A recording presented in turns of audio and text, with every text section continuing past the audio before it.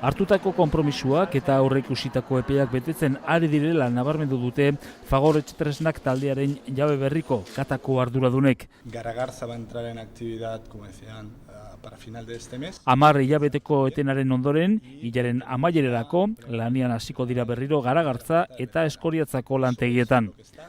Katako zuzendari nagusiak ziurtatu du Bergarakoan ere aurki berrekingo diotela ekoizpenari.